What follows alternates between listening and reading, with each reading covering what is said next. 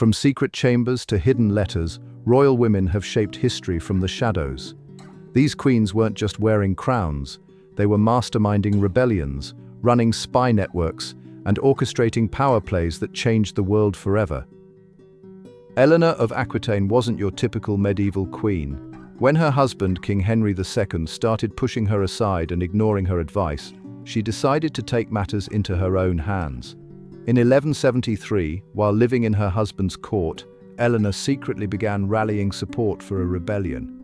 She convinced her sons, including the future Richard the Lionheart, to join her cause. Using her charm and political skills, she gathered allies across France, built a network of supporters, and planned a massive uprising against Henry.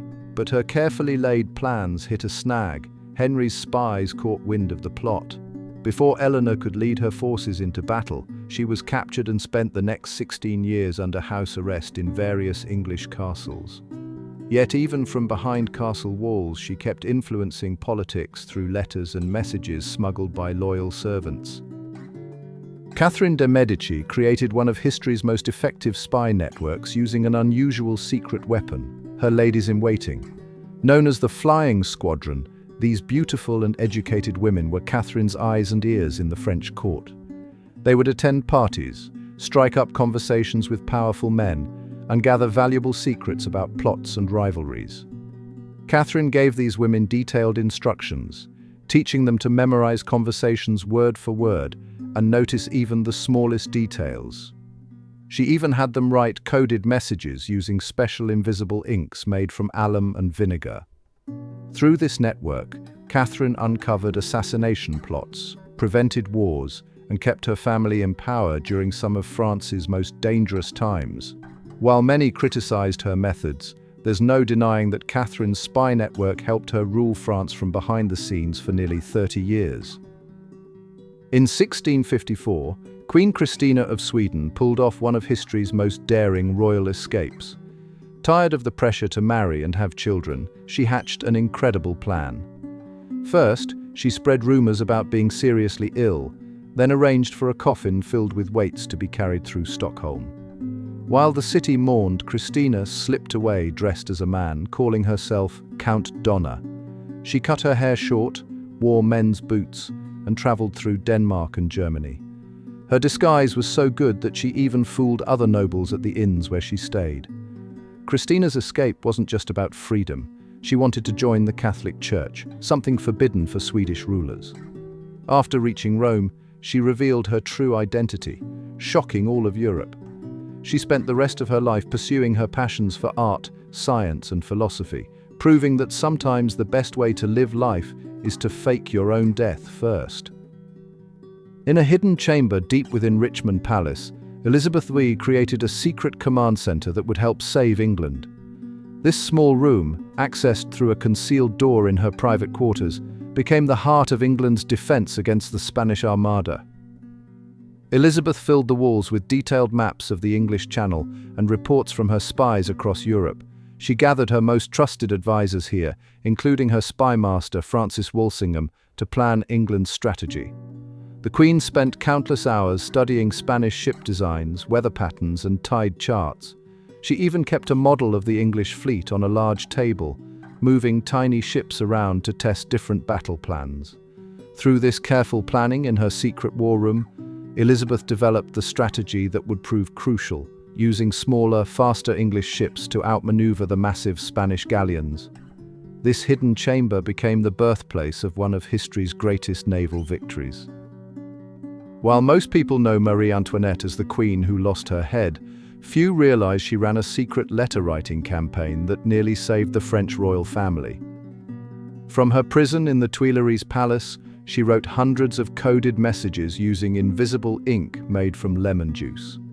Her most trusted servant, Axel von Fersen, smuggled these letters to royal supporters across Europe. Through these secret messages, Marie organized escape attempts, warned allies of revolutionary plans, and coordinated with foreign armies. She developed a complex system of codes, using everyday phrases like "the garden is blooming" to discuss military movements. One letter nearly changed everything. It contained detailed plans for Austrian troops to rescue the royal family. But at the last minute, a revolutionary guard caught a messenger with a suspicious-looking envelope. The discovery of this letter network sealed Marie Antoinette's fate, leading to her trial and execution. Let's explore how a young concubine named Cixi became the most powerful person in China. Starting as one of Emperor Xianfeng's many companions, Cixi used her sharp mind and strong will to rise through the ranks. When she gave birth to the emperor's only son, her influence grew quickly. After the emperor died in 1861, Cixi made her big move. She teamed up with Emperor Xianfeng's wife, gathered loyal allies, and took control of the government, all while officially just serving as her young son's advisor. She set up a workspace behind a silk screen in the throne room, listening and giving orders while staying out of sight. This arrangement let her rule China for nearly 50 years, bringing in modern reforms like railways and new schools, while keeping the appearance of traditional customs. She turned her position as a simple concubine into real power, proving that sometimes the most influential leader isn't the one sitting on the throne. Queen Caroline of Brunswick kept a detailed diary that nearly brought down the British crown in 1820. When her husband George IV became king, he tried to strip her of her title and rights. Caroline fought back with her secret weapon, a leather-bound diary filled with stories of George's bad behavior, affairs, and secret debts. She had carefully recorded every scandal for years, writing in a mix of German and English to keep it private. Her supporters in Parliament used these diary entries to defend her during her trial. The public was fascinated by the diary's revelations about royal life. Every day, crowds gathered outside the House of Lords to hear the latest shocking details. While Caroline eventually died before she could publish the whole diary, her written record forced Parliament to protect her position as queen, and showed how one woman's private writings could challenge a king's power. While Isabella of Spain is often remembered for starting the Spanish Inquisition, there's a fascinating twist to her story. Behind closed doors, she relied heavily on Jewish advisors to run her kingdom. Her treasurer, Abraham Sr., managed the royal finances with amazing skill, while Isaac Abravanel helped plan military campaigns. These advisors worked from hidden offices in the palace, entering through secret passages to avoid public attention. They helped Isabella modernize tax collection, fund Columbus's voyages, and strengthen Spain's economy. But as pressure grew from religious hardliners, Isabella faced a difficult choice. Despite her private respect for her Jewish advisors, she eventually gave in to demands for the Inquisition, forcing many of them to either convert or leave Spain. This decision haunted her. She kept letters from her former advisors until her death. Catherine's rise to power wasn't the simple story you might have heard. After arriving in Russia as a young German princess, she spent years carefully building a network of supporters in the Russian court.